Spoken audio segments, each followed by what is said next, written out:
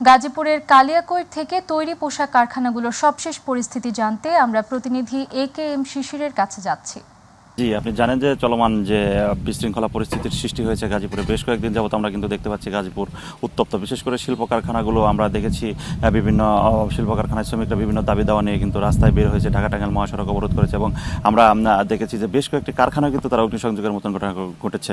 আজ কিন্তু সেই পরিস্থিতি কিন্তু লক্ষ্য করা যায়। আমি এই মুহূর্তে রয়েছি গাজীপুরের কালিয়াকৈরের একটি কারখানায়।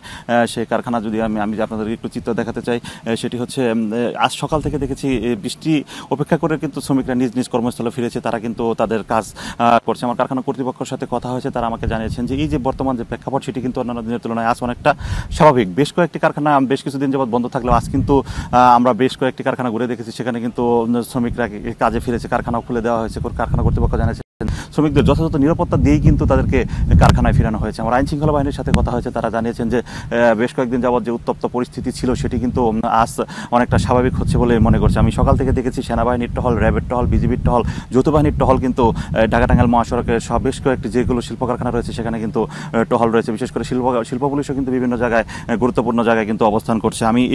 আমি আরও জানতে পেরেছি যে বেশ কয়েকদিন যাবৎ কিন্তু যৌথ বাহিনীর অভিযানে কয়েকজন কিন্তু উস্কানিদাতাও কিন্তু গ্রেপ্তার হয়েছে গাজীপুর সহ বেশ কয়েকটি অঞ্চলে। আমরা বেশ কয়েকদিন যাবৎ দেখছি গাজীপুরের কয়েকটি কারখানায় যে আগুন জ্বালিয়েছে, সেখানে কিন্তু শ্রমিকরা বিক্ষিপ্ত শ্রমিকরা কিন্তু তাদের বিভিন্ন দাবি দেওয়া নিয়ে কিন্তু সেখানে আগুন ধরে দিয়েছে। আবার কারখানা কর্তৃপক্ষ কিন্তু বলছে তাদের যে দাবি দেওয়া হয়েছে সব দাবি দেওয়া কিন্তু মেনে নেওয়া হয়েছে। সব মিলিয়ে বলা চলে এই যে বর্তমান প্রেক্ষাপট সেটি কিন্তু অন্যান্য দিনের তুলনায় আজ কিন্তু অনেকটা স্বাভাবিক। সকাল থেকে আমরা শ্রমিকরা দেখেছি বেশ আনন্দ উৎফুল্লের সাথেই কিন্তু কাজে যোগদান করেছে এই বৃষ্টি অপেক্ষা করে। সব মিলিয়ে বলা চলে এরকম যদি পরিস্থিতি থাকে তাহলে দু একদিনের মধ্যে সকল প্রকার কারখানা কিন্তু খুলে যাবে এবং অন্যান্য দিনের তুলনায় আইন শৃঙ্খলা বাহিনীর কিছুটা অবনতি ছিল সেটি কিন্তু আজ নেই বললেই চলে। এই ছিল আমার কাছ থেকে গাজীপুরের কালিয়াকৈর থেকে সর্বশেষ। শিশির, আপনাকে ধন্যবাদ।